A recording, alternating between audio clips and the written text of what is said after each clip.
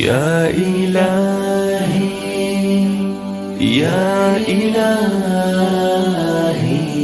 یا الہی۔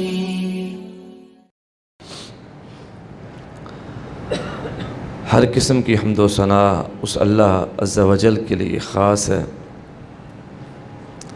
جس اللہ نے ہمیں محمد الرسول اللہ صلی اللہ علیہ وآلہ وسلم کی امت سے بنایا۔ آپ علیہ السلام کو ہمارے لیے ایک نمونہ رول ماڈل بنا کر پیش فرمایا۔ نبی صلی اللہ علیہ وسلم کی سیرت کو، آپ کی سنت کو، آپ کے طریقوں کو، آپ کے شب و روز کو ہدایت قرار دیا۔ جاہلیت کے گھٹا ٹوپ اندھیروں میں نبی علیہ السلام کا وجود ایک روشنی بنا کر مبعوث فرمایا۔ اللہ آپ علیہ السلام پر انگنت رحمتیں، درود اور سلامتیاں نازل فرمائے، اور آپ علیہ السلام سے محبت کرنے والے آپ کے صحابہ کرام رضوان اللہ علیہ مجمعین، اہل بیت اعظام رضوان اللہ علیہ مجمعین، اور قیامت تک آنے والے آپ کے متبعین، اللہ ان سب پر رحمتیں اور سلامتیاں نازل فرمائے۔ نبی صلی اللہ علیہ وآلہ وسلم کی سیرت کو باقی تمام انسانوں پر کئی اعتبار سے فضیلت حاصل ہے۔ آپ علیہ السلام کی سیرت کی کئی ایک خوبیوں میں سے 3 خوبیاں ایسی ہیں جو خوبیاں آپ سے پہلے اور آپ کے بعد آنے والی جتنی بھی عالمگیر شخصیات ہیں، جتنے بڑے بڑے لوگ قابل تقلید، قابل اتباع سیرت رکھنے والے، حتیٰ کہ انبیاء کرام علیہم الصلاۃ تک کسی بھی شخصیت میں، کسی شخصیت کی سیرت میں وہ بات، وہ اوصاف جو نبی صلی اللہ علیہ وسلم میں اللہ رب العزت نے رکھے ہیں وہ کسی میں موجود نہیں تھے۔ ان خوبیوں میں سے 3-4 خوبیاں۔ سب سے پہلی چیز، نبی صلی اللہ علیہ وآلہ وسلم کی جو سیرت مبارکہ ہے، تاریخی اعتبار سے جتنی مستند، جتنے مضبوط ذرائع سے، جتنے ثبوت کے دلائل سے آپ علیہ السلام کی سیرت ثابت ہے، اتنی تاریخیت کسی اور کی سیرت میں نہیں پائی جاتی۔ بڑے بڑے پیغمبر، عظیم شخصیات، سلیمان علیہ السلام جیسی اس پوری زمین پر حکمرانی کرنے والی شخصیات گزری، لیکن کسی کی سیرت بھی اب تک تاریخی اعتبار سے مستند دلائل کے ساتھ موجود نہیں ہے۔ ہر ایک شخصیت کی سیرت میں کئی ایک تبدیلیاں ہو گئیں، انحراف ہو گیا۔ تاریخی باتیں تشریف رکھیں، آپ بیٹھے ہیں، تشریف رکھیں۔ تاریخی اعتبار سے جتنا ثبوت نبی صلی اللہ علیہ وسلم کی سیرت میں ہے، جتنے دلائل آپ علیہ السلام کی سیرت کو مستند بناتے ہیں، کسی اور شخصیت کی سیرت اتنے مضبوط دلائل کے ساتھ ثابت نہیں۔ آدم علیہ السلام، نوح علیہ السلام، ابراہیم علیہ السلام، ہر پیغمبر کے بارے میں مختصر سا تعارف ثابت ہے۔ ان کی زندگی کے چند ایک اوصاف ہم تک پہنچے ہیں، چند مخصوص واقعات کے علاوہ ہم ان کی زندگی سے ناواقف ہیں۔ نبی صلی اللہ علیہ وآلہ وسلم کی سیرت مبارکہ ایسی تاریخیت کی حامل ہے، آپ کی زندگی کا کوئی گوشہ بھی اوجل نہیں ہے، ہر گوشہ، ہر پہلو، ہر مرحلہ ثابت، بچپن سے لے کر آپ علیہ السلام کی وفات تک۔ آپ کی خانگی زندگی ہو، آپ کی معاشرتی زندگی ہو، معاشی زندگی ہو، لوگوں کے ساتھ معاملات ہیں، سیاسی زندگی ہے، ہر سٹیپ پہ نبی علیہ السلام کہاں موجود تھے، کون سا معاش تھا آپ کا، کیسی زندگی گزاری۔ تاریخیت یہ نبی علیہ الصلوۃ والسلام کی سیرت کا ایک نمایاں پہلو ہے جو کسی اور کی سیرت میں نہیں پایا جاتا۔ آپ صلی اللہ علیہ وسلم کی سیرت اس حوالے سے باقی سب سے ممتاز ہے۔ نبی صلی اللہ علیہ وسلم کی سیرت کی ایک بہت بڑی خوبی آپ کی سیرت کی کاملیت ہے۔ کاملیت کا مطلب یہ ہے کہ نبی صلی اللہ علیہ وآلہ وسلم کی سیرت کے جس پہلو کو بھی آپ چھڑیں، ہر پہلو اوصاف کے اعتبار سے مکمل ہے۔ کوئی پہلو بھی ایسا نہیں ہے جس میں کسی قسم کا آپ نقص پیدا کر سکیں۔ خانگی زندگی میں آپ ایک رول ماڈل ہیں، میاں بیوی کی زندگی، نبی علیہ الصلوۃ والسلام کی اپنی زوجات کے ساتھ تعلقات، آپ علیہ الصلوۃ والسلام کے اپنے دوست احباب کے ساتھ تعلقات، معاشی زندگی، کاروباری زندگی نکال لیں، نبی علیہ الصلوۃ والسلام کی جہادی زندگی نکال لیں، تبلیغی اور دعوتی زندگی نکال لیں، نبی صلی اللہ علیہ وسلم کے زندگی کے جتنے بھی گوشے ہیں، ہر ایک کا وصف کمال درجے کا، کسی ایک میں بھی کوئی تشنگی نہیں رہتی کہ آپ علیہ الصلوۃ والسلام کی زندگی میں یہ جو وصف تھا نا یہ کمال تک نہیں پہنچا، ایسا کوئی وصف نہیں۔ آپ کی سیرت کا ہر پہلو درجہ کمال تک پہنچا۔ نبی صلی اللہ علیہ وسلم کی سیرت کا ایک بہت بڑا پہلو عالمگیریت بھی ہے۔ عالمگیریت، ہمہ اوصاف کے مالک، اللہ اکبر۔ انسان کی زندگی کے جتنے بھی شعبہ جات ہیں، ہر شعبے کے لیے نبی علیہ الصلوۃ والسلام کی سیرت ایک رہنما کی حیثیت رکھتی ہے۔ اگر کوئی شخص کاروباری ہے، نبی علیہ الصلوۃ والسلام کی زندگی، آپ کے افعال، آپ کے مبارک اقوال اس کے لیے بھی رہنمائی فراہم کرتے ہیں۔ جو ملازمت پیشہ لوگ ہیں، نبی علیہ الصلوۃ والسلام کی زندگی ان کے لیے بھی رہنمائی فراہم کرتی ہے۔ جو بندے دیہڑی دار ہیں، مزدور ہیں، نبی صلی اللہ علیہ وسلم کی زندگی ان کے لیے بھی ایک رہبر اور رہنما کی حیثیت رکھتی ہے۔ جو آدمی اپنی ازدواجی زندگی، اپنی خانگی زندگی، اپنی عائلی زندگی کے لیے رہنمائی حاصل کرتا ہے، نبی علیہ الصلوۃ والسلام کی سیرت اس کو بھی محروم نہیں کرتی، اس کو بھی مایوس نہیں کرتی۔ رشتہ داروں کے ساتھ صلہ رحمی کے معاملات، پڑوسیوں کے ساتھ حقوق و فرائض ہیں، دوست احباب کے ساتھ تعلقات کیسے ہوں، نبی علیہ الصلوۃ والسلام کی سیرت اس بارے میں بھی ہمیں رہنمائی فراہم کرتی۔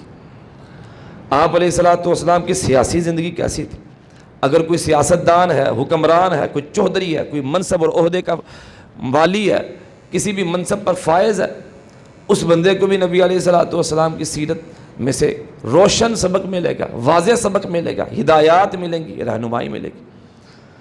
اگر کسی شخص کا تعلق علم کے ساتھ ہے، فقاہت کے ساتھ ہے، سائنس کے ساتھ ہے، تحقیق کے ساتھ ہے، نبی صلی اللہ علیہ وسلم کا ایک ایک جملہ اس کے لیے بہت سے قوانین فراہم کرتا ہے، ریسرچ کے نئے دریچے کھولتا ہے، بند گلیاں کھول دیتا ہے۔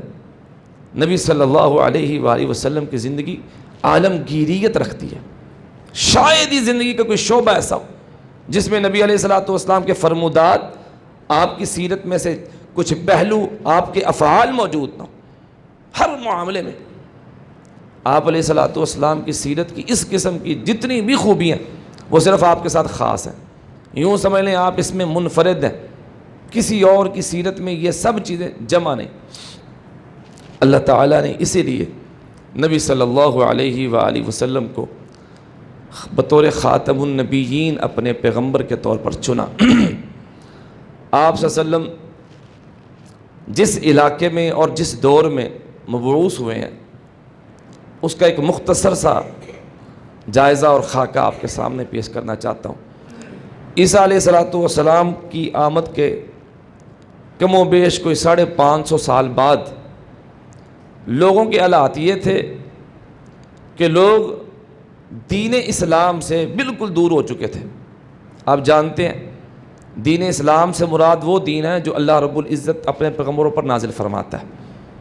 زندگی گزارنے کے وہ طریقے، وہ اصول، وہ قواعد جو اللہ رب العزت کی مرضی کے مطابق ہوں، اسے کہتے ہیں دین اسلام۔ ہر پیغمبر پر نازل ہونے والا دین اسلام تھا۔ ابراہیم علیہ الصلوۃ والسلام پر جو دین نازل ہوا، اسماعیل علیہ الصلوۃ والسلام نے بطور امانت جس کو لیا، ان کو اللہ نے پیغمبر بنایا۔ مکہ والے اپنے آپ کو اس کے پیروکار سمجھتے تھے. وہ کہتے تھے ہم دین ابراہیمی کے پیروکار ہیں، لیکن حالت ان کی یہ تھی کہ دین ابراہیمی کا کوئی بھی حکم ان میں بغیر تحریف اور تبدیلی کے موجود نہیں تھا. ہر حکم میں تبدیلی آ چکی تھی. شروع میں تو مکہ کے جو لوگ تھے یہ دین ابراہیمی کے پیروکار رہے ہیں کافی عرصہ. یہ قریش کے لوگ نبی علیہ الصلوۃ والسلام کی ولادت باسعادت سے کم و بیش 300 سال پہلے ایک شخص جس کا نام عمر بن لحی تھا، عمر بن لحی، قریشیوں میں وہ پیدا ہوا. اس نے اپنا بڑا مقام بنایا، علمی اعتبار سے، نیکی کے اعتبار سے، سماجی اعتبار سے ایک نمایاں حیثیت کا حامل تھا. لوگ اس پر رشک کرتے تھے، یوں سمجھ لیں وہ مکہ والوں کا مذہبی رہنما بن گیا تھا، نیک بھی تھا. عمر بن لحی شام سفر کر کے گیا. شام کے علاقے میں اس نے بت پرست لوگ دیکھے، ان کا طریقہ عبادت دیکھا، ان سے متاثر ہو گیا. اتنا متاثر ہوا اس نے کہا یہ چیز ہمارے اندر بھی پیدا ہونی چاہیے. وہاں سے بت لے کے آ گیا. یہاں پر آ کر جو محترم شخصیات تھیں دین ابراہیمی کی، ان سب کے بت بنائے، ان سب کی تصویریں بنائیں، اور جو طریقہ عبادت وہاں دیکھ کے آیا تھا اس کو مکہ کے اندر رائج کر دیا. چونکہ اس وقت وہ ایک مذہبی رہنما کی حیثیت رکھتا تھا، سبھی مکہ والوں نے اس کی پیروی کی. اس طرح مکہ والوں کے اندر بت پرستی بھی شروع ہوگی، عقیدہ توحید سے بھی بکورے ہو گئے. جو باقی روایات تھی اس میں انہوں نے بہت سی بدعات گھڑ لی. حج ابراہیم علیہ الصلوۃ والسلام کے دور سے ہوتا آ رہا تھا بیت اللہ میں. حج کے اندر بھی انہوں نے مختلف ترامیم کر لی، اپنے اصول بنا لی، حتیٰ کہ طبقاتی تقسیم بھی اس کے اندر شامل کر دی. قریش مکہ کا یہ دعویٰ تھا کہ ہم حمص لوگ ہیں، ہمارا مقام اور مرتبہ باقی سب سے الگ تھلگ ہے، ہم حج کے دوران حرم سے باہر نہیں جائیں گے، ہم حرم کے اندر رہیں گے. ان قریشیوں نے، آپ جانتے ہیں حج کے مناسک میں سے ایک منسک ذوالحجہ کی 9 تاریخ کو عرفات کے میدان میں جانا ہے، اور عرفات کا میدان وہ حرم سے باہر آتا ہے. مزدلفہ حرم کے اندر ہے اور عرفات کا ایک حصہ حرم سے باہر ہے. یہ لوگ عرفات کے میدان میں نہیں جاتے تھے، کہتے تھے ہم حمص لوگ ہیں، ہم چودھری لوگ ہیں، ہم مذہبی پوپ ہیں، مذہبی رہنما ہیں، لہٰذا ہم حرم کے اندر رہیں گے. یہ مزدلفہ یا اس سے تھوڑا سا آگے حرم کے کنارے تک جا کے بیٹھ جاتے، عرفات کے میدان میں نہیں جاتے. اس قسم کی انہوں نے بدعات حج کے اندر شامل کر دی. تلبیوں کے اندر لبیک اللہم لبیک لبیک لا شریک لک لبیک، اس کے اندر انہوں نے ترمیم کر لی، تبدیلیاں کر لی، جن کو انہوں نے اللہ رب العزت کے علاوہ مختلف تصرفات اور اختیارات کا مالک سمجھا. وہ اللہ کے نیک بزرگ تھے، ود، سوا، یغوث، یعوق، نصر. نوح علیہ الصلوۃ والسلام کے دور میں بھی جن کے تذکرے تھے، ابراہیم علیہ الصلوۃ والسلام، اسماعیل علیہ الصلوۃ والسلام، اور بھی جتنے بھی نیک پیغمبر اور نیک اللہ رب العزت کے ولی گزرے تھے، ان لوگوں کو انہوں نے معاذ اللہ رب العزت کی عبادات میں شریک کر دیا. اس قسم کی تبدیلیاں، اور یہ بات حقیقت ہے، جب کوئی ہدایت کے راستے سے بھٹک جاتا ہے، گمراہ ہو جاتا ہے، ہر روز اس کی گمراہی میں اضافہ ہوتا جاتا ہے، اور وہ راہ ہدایت سے جتنا دور جاتا ہے اتنا ہی گمراہی میں بھٹکتا جاتا ہے. حتیٰ کہ ایک موقع ایسا آ گیا کہ مکہ والوں میں دین ابراہیمی کی شاید ہی کوئی بات محفوظ رہی ہو، ہر چیز، عقائد، عبادات، معاملات، حلال و حرام کی تمیز تک ختم ہو گئی. یہ مکہ والوں کا حالات. عیسیٰ علیہ الصلوۃ والسلام کے پیروکار ہونے کے جو دعویدار تھے اس وقت بھی اکثریت میں موجود تھے، اگرچہ عرب میں کم تھے. عرب کے ساحلی علاقے نجران وغیرہ میں، کچھ یمن میں، حبشہ کے اندر موجود تھے. روم کی سلطنت انہی کی تھی. یہودی بھی موجود تھے. یہودی شام کے اندر اکثریت میں تھے. اور پھر جب انہوں نے نبی علیہ الصلاۃ والسلام کا دارالہجرہ، اس کے بارے میں کہ ہجرت کی جگہ جہاں نبی علیہ الصلاۃ والسلام ہجرت فرما کر تشریف لے جائیں گے، اس کے نشان اور اس کے آثار اپنی کتابوں میں پڑھے، تو انہوں نے اس کو ڈھونڈنا شروع کیا۔ تو یثرب، جس کو بعد میں مدینۃ الرسول صلی اللہ علیہ وآلہ وسلم کہا گیا، ہم اسے مدینہ کہتے ہیں، اس میں انہوں نے وہ اوصاف، وہ خوبیاں دیکھیں جن خوبیوں کو ان کی کتابوں کے اندر بیان کیا گیا تھا۔ اپنا علاقہ چھوڑا اور مدینے کے پاس آ کے ڈیرا لگا لیا۔ لیکن ان دونوں آسمانی مذاہب کے پیروکاروں کی حالت یہ تھی کہ یہ اپنے اصلی مذہب کو تقریباً بھلا چکے تھے، اپنی آسمانی کتابوں کے اندر بہت سی تحریف اور ترمیم کر چکے تھے، اپنی مطلب کی چیزوں کو اس کے اندر شامل کر چکے تھے۔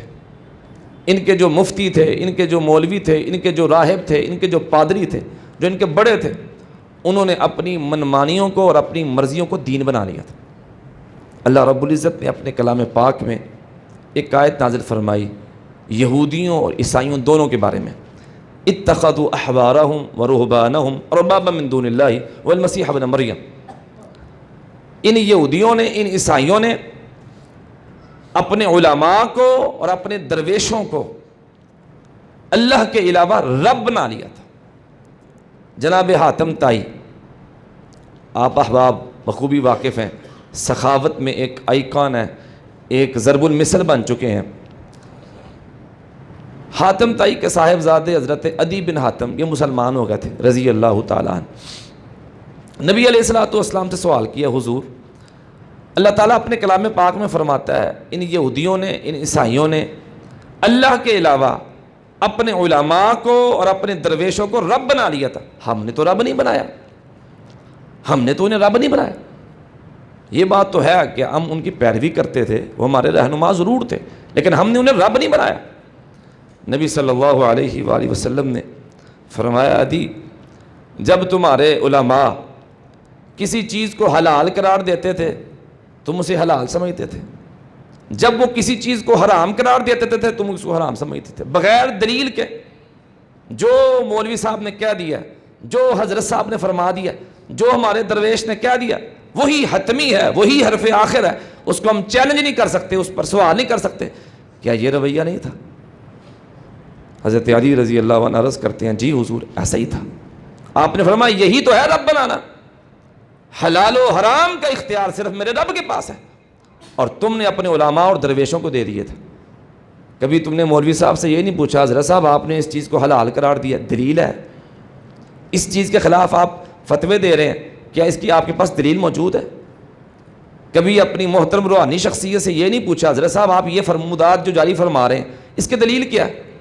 دلیل تو وہ ہے جو اللہ رب العزت نے نازل فرمائی ہے، اتبعوا ما انزل الیکم من ربکم، اتباع تو اس کی ہوگی جو تمہارے رب کی طرف سے تمہاری طرف نازل کیا گیا، اور جو آپ اپنی مرضی سے فرما رہے ہیں اس کی کوئی دلیل ہے؟ تم دلیل نہیں پوچھتے تھے، یہی رب بنانا ہے، حلال و حرام کے اختیار صرف میرے رب کے پاس ہے، اور اس کا آگے پیغام رساں، اس کا قاصد اس کے پیغمبر ہوتے۔ یہ طریقہ ان لوگوں نے اختیار کیا ہوا تھا، حتیٰ کہ عیسائیوں میں چند ایک لوگ بچے تھے جو صحیح دین اسلام پر تھے۔ جس طرح میں نے پہلے کہا عیسیٰ علیہ الصلوۃ والسلام بھی دین اسلام لے کر آئے ہیں۔ جناب ورقہ بن نوفل رضی اللہ عنہ، حضرت خدیجہ الکبریٰ رضی اللہ تعالی عنہا کے چچا زاد بھائی، اسی طرح چند ایک اور چیدہ لوگ اصل دین عیسائیت پر قائم اور کاربند تھے، باقی تقریباً پورا مذہب ہی تبدیل ہو چکا تھا۔ عقائد میں اتنی خرابیاں ہو چکی تھی کہ انہوں نے اپنے پیغمبر کو معاذ اللہ رب کا حصہ سمجھ لیا تھا۔ عقیدہ تثلیث، عقیدہ بنوت، عقیدہ بنوت کا مطلب یہ ہے کہ انہوں نے حضرت عیسیٰ علیہ الصلوۃ والسلام کو اللہ کا بیٹا معاذ اللہ قرار دیا۔ عقیدہ تثلیث کا مطلب یہ ہے کہ انہوں نے اللہ رب العزت کو 3 اجزاء میں تقسیم کر کے عیسیٰ علیہ السلام اور مریم علیہ السلام، یا ایک فرقے کے مطابق روح القدس حضرت جبریل علیہ السلام اور عیسیٰ علیہ الصلوۃ والسلام کو معاذ اللہ انہوں نے اللہ کا ایک حصہ بنا دیا، جس کو اقانیم ثلاثہ کا نام دیا۔ یہودیوں کا حال بھی اس سے مختلف نہیں تھا، وہ بھی اپنے پیغمبروں کو معاذ اللہ اللہ رب العزت کا بیٹا قرار دیتے تھے، بلکہ بعض اوقات ان کا دعویٰ یہ تھا کہ نحن ابناء اللہ واحباؤ، ہم بھی معاذ اللہ اللہ کے بیٹے ہیں۔ اور یہودیوں کی تعلیمات میں یہ لکھا ہوا تھا کہ اصل انسان تم ہی، باقی سارے تمہارے غلام اور خادم ہیں۔ تم ان کا مال بھی کھا جاؤ تو تم پر کوئی قدغن نہیں ہے, کوئی تم پر اعتراض نہیں ہو سکتا. ایسی حالت میں جب جہالت اتنی عام ہو چکی تھی, اللہ رب العزت نے نبی صلی اللہ علیہ وآلہ وسلم کو مبعوث فرمایا. آپ علیہ الصلوۃ والسلام کو اللہ رب العزت نے مکہ المکرمہ میں مبعوث فرمایا. مکہ کو چننے کا ایک بڑا سبب اور بہت سی وجوہات ہیں, جن میں سے جو وجوہات ہم سمجھ سکتے ہیں ان میں سے ایک تو یہ ہے کہ وہاں بیت اللہ تھا. چونکہ نبی صلی اللہ علیہ وسلم نے فرمایا انا دعوت ابراہیم و بشارت عیسیٰ علیہم الصلوات والتسلیم. آپ نے فرمایا میں ابراہیم علیہ الصلوۃ والسلام کی دعا ہوں اور عیسیٰ علیہ الصلوۃ والسلام کی بشارت و خوشخبری ہوں. تو ابراہیم علیہ الصلوۃ والسلام نے بیت اللہ تعمیر کرتے وقت آپ جانتے ہیں اسماعیل علیہ الصلوۃ والسلام کے ساتھ یہ دعا کی تھی, وَإِذْ يَرْفَعُ إِبْرَاهِيمُ الْقَوَاعِدَ مِنَ الْبَيْتِ وَإِسْمَاعِيلُ. جب ابراہیم علیہ الصلوۃ والسلام اور اسماعیل علیہ السلام بیت اللہ کی بنیادیں کھڑی کر رہے تھے تو اس وقت دعائیں مانگ رہے تھے, ربنا تقبل منا انک انت السمیع العلیم ربنا وجعلنا مسلمین لک. اور اس میں یہ دعا مانگی تھی ربنا وابعث فیہم, یا اللہ ان مکہ والوں میں, اس وادی بطحا میں رہنے والوں میں ایک رسول مبعوث فرما, رسولا منہم جو انہی کی نسل میں سے ہو, یتلو علیہم آیاتک تیری آیتیں تلاوت کرے, انہیں کتاب و حکمت کی تعلیم دے, ان کا تزکیہ نفس کرے. تو ایک بڑی وجہ تو یہ تھی بیت اللہ اور ابراہیم علیہ الصلوۃ والسلام کی دعا. باقی حکمتیں علماء نے اپنے طور پر مستنبط کی ہیں کہ نبی صلی اللہ علیہ وسلم کو مکہ المکرمہ میں مبعوث کرنے کی بہت سی وجوہات میں سے یہ وجہ بھی تھی. عرب کے لوگ دین ابراہیمی کے دعوے دار تھے, اگرچہ بہت زیادہ ترامیم ہو چکی تھی لیکن پھر بھی وہ ابراہیم علیہ الصلوۃ والسلام کو مانتے تھے.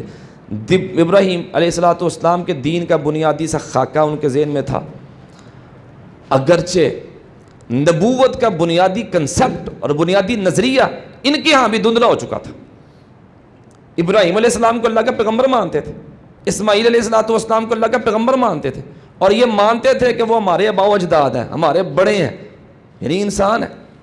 لیکن نبی علیہ الصلوۃ والسلام کی نبوت کے مقابلے میں جو انہوں نے اعتراض کیے ان میں سے ایک اعتراض یہ بھی تھا کہ ایک انسان ہو کر اللہ کا پیغمبر کیسے بن سکتا ہے.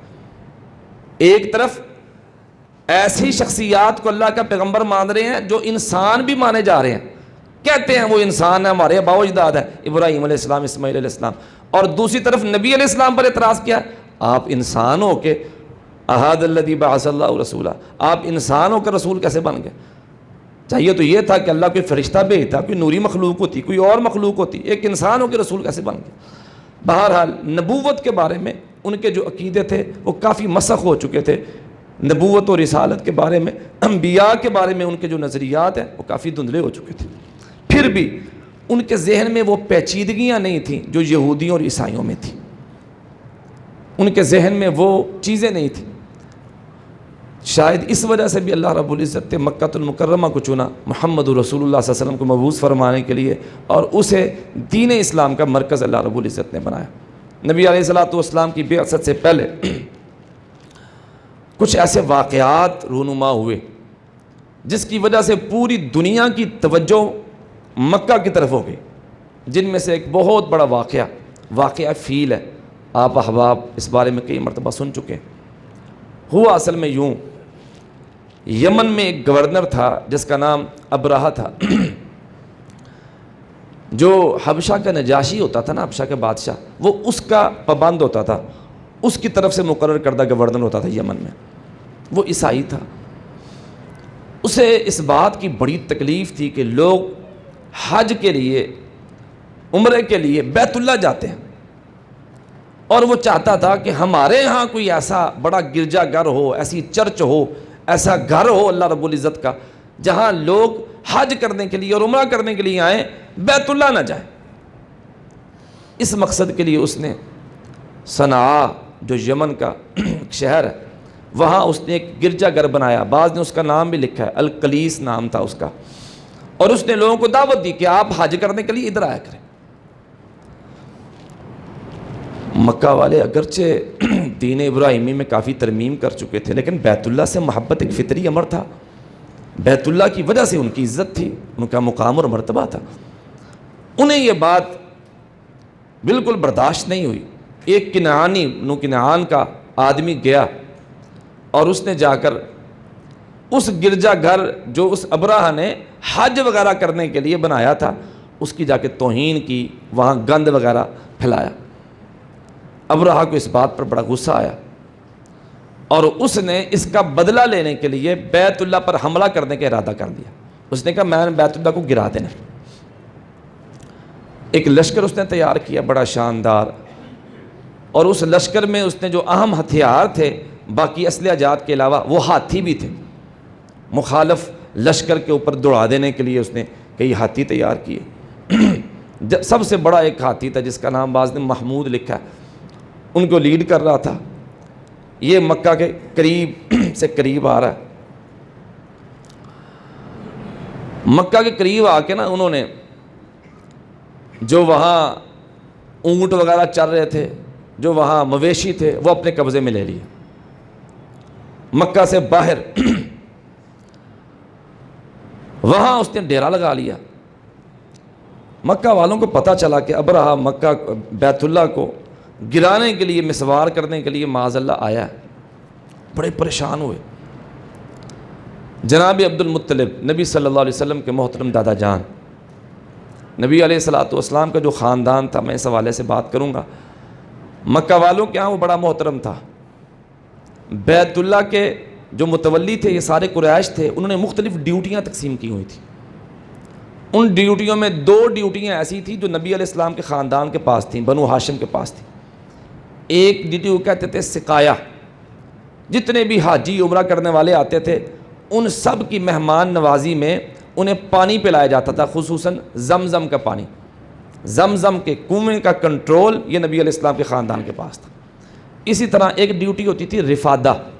رفادہ کا مطلب یہ ہوتا ہے کہ جتنے بھی مہمان آتے تھے ان کی مہمان نوازی، انہیں کھانا کھلایا جانا، ان کو پروٹوکول دینا، یہ نبی علیہ الصلوۃ والسلام کے جو خاندان تھے ان کی ذمہ داری تھی۔ اس لیے یہ سمجھا جاتا تھا کہ شاید بیت اللہ کے اصل متولی یہ ہیں، حالانکہ اور بھی ڈیوٹیاں تھیں اور باقی ڈیوٹیاں باقی قبائل میں منقسم تھیں۔ جناب عبد المطلب کو پتہ چلا کہ میرے 200 اونٹ ابرہہ نے پکڑ لیے۔ گئے، ابرہہ نے انہیں بڑی تعظیم کے ساتھ بلایا، بٹھایا اپنے ساتھ اور ان سے پوچھا خیریت آپ کیوں تشریف لائے ہیں؟ اس کا ذہن یہی تھا کہ یہ آئے ہیں مجھ سے مذاکرات کرنے کے لیے کہ آپ بیت اللہ پر حملہ نہ کریں۔ مکہ والوں کا ذہن جناب عبد المطلب کے اس قول سے، اس جواب سے ہم مستدل کر سکتے ہیں، ماخوذ کر سکتے ہیں کہ مکہ والوں کا ذہن یہ تھا کہ ہم اتنے بڑے لشکر کا مقابلہ نہیں کر سکتے، لہٰذا ہم اس معاملے کو اللہ پر چھوڑ دیتے۔ بیت اللہ اللہ کا گھر ہے، اللہ جانے اور یہ لشکر جانے۔ جناب عبد المطلب سے جب انہوں نے کہا کہ آپ کیوں تشریف لائے ہیں، تو جناب عبد المطلب نے فرمایا کہ میں تو اپنی 200 اونٹنیاں لینے آیا۔ انہوں نے کہا جی میں تمہارا بیت اللہ گرانے آیا ہوں، میں تو مکہ کو برباد کرنے آیا ہوں اور تجھے اپنی اونٹنیوں کی فکر ہے۔ اس نے کہا میں اپنی اونٹنیوں کا مالک ہوں اور بیت اللہ میرے رب کا گھر ہے، اب میں تو اپنی اونٹنیاں لے کے چلا جاؤں گا، جس کا گھر ہے وہ خود ہی اس کی حفاظت کرے گا، میں اپنی اونٹنیوں کی حفاظت کا ذمہ دار ہوں۔ اس کا مطلب یہ ہے کہ مکہ والوں کا یہ ذہن بن چکا تھا، اس لیے کچھ مورخین نے لکھا ہے کہ یہ لوگ اپنے گھروں گروں کو چھوڑ کے پہاڑوں کی چوٹیوں پر چلے گئے تھے۔ ابرہہ نے وہ اونٹنیاں واپس کی اور اس کو مزید دلیری پیدا ہوئی کہ اس کا مطلب ہے مقابلے میں کوئی لشکر ہی نہیں آئے گا، جاؤں گا اور اس کو گرا دوں گا۔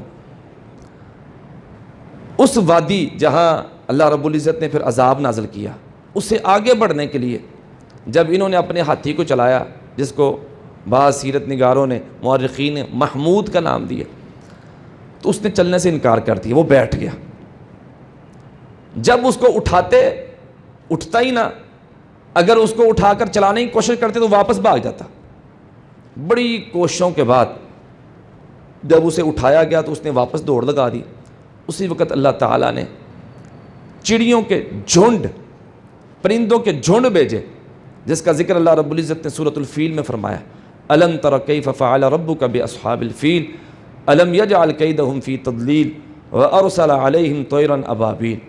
آپ نے دیکھا نہیں ہاتھی والوں کے ساتھ تیرے رب نے کیا سلوک کیا؟ ان کے ساری ترکیبیں، ساری تدبیروں کو اللہ رب العزت نے ناکام بنا دیا، اور اللہ رب العزت نے ان پر چھوٹے چھوٹے پرندوں کے جھنڈ بھیجے جن کی چونچوں میں، جن کے پنجوں میں اللہ نے کنکر پکڑائے ہوئے تھے، اور انہوں نے آ کے وہ کنکر پھینکے، اللہ رب العزت نے اسی کو بم بنا کر بمباری کی مانند قرار دے کے ان کو تباہ و برباد کر دیا۔ اور یہ سارا لشکر اتنا طاقتور واپس بھاگا۔ پہلی بات کئی تو یہیں پہ ختم ہو گئے، اور جو باقی بھاگ کے جا رہے تھے، مختلف روایات میں آتا ہے کہ راستے میں مر گئے۔ ابرہہ جب واپس بھاگ رہا تھا تو اس کا جسم گلنا شروع ہو گیا، اور گل کے گرنا شروع ہو گیا۔ اس کو جو واپس اپنے صنعاء شہر میں لے کے گیا تو وہیں پر اس کی موت ہوگی۔ اللہ نے اس کو نشان عبرت بنا دیا۔ اسے واقعہ فیل کہا جاتا ہے۔ اس وجہ سے پورے علاقے میں مکہ کی اہمیت مزید نمایاں ہوگی۔ لوگوں کے ذہن میں تھا بیت اللہ کا احترام، وہ مزید بڑھ گیا، اور لوگوں نے اس دور میں لوگ بڑے فراست والے تھے۔ بلا شبہ آج کے دور میں اگرچہ ہم نے کئی چیزوں میں ترقی بھی کر لی ہے، لیکن فراست میں ہم لوگ بہت پیچھے جا چکے ہیں۔ فراست کا تعلق ہوتا ہے مختلف خبروں کے ذریعے، مختلف حالات کو دیکھ کے، کسی شکل کو دیکھ کے، کسی چال کو دیکھ کے، کسی کے آثار کو دیکھ کے بہت سی باتیں اخذ کر لینا، اور یہ ان لوگوں میں بہت زیادہ تھی۔ جب سے ہم نے ڈیٹا لکھنے میں شروع کیا ہے، محفوظ کرنے میں شروع کیا ہے، ان چیزوں پر ہماری توجہ کم ہو گئی ہے، اور یہ علم فراست ہم میں بہت کم ہو چکا ہے۔ بہت کم لوگ ہیں جن کے اندر علم فراست کی چند باتیں موجود ہیں۔ بہرحال واقعہ فیل اتنا عام ہوا کہ لوگوں نے اس کو تاریخ کا حصہ بنا لیا۔ جب بھی کوئی بات بیان کرتے تو وہ کہتے فیل والے سال سے اتنے سال پہلے، فیل والے سال کے بعد نبی صلی اللہ علیہ وآلہ وسلم کی ولادت مبارکہ، ولادت باسعادت بھی عام الفیل یعنی اس ہاتھی والے سال ہوئی۔ انشاءاللہ ہم یہیں سے بات آئندہ خطبے میں شروع کریں گے۔ اللہ تعالیٰ سے دعا ہے اللہ نبی صلی اللہ علیہ وسلم کے ساتھ سچی محبت کی توفیق عطا فرمائے، آپ کی سیرت کو اپنانے کی، اور آپ علیہ الصلوۃ والسلام کے بارے میں ایک دلچسپی اپنے دل میں پیدا کرنے کی اللہ ہمیں توفیق عطا فرمائے۔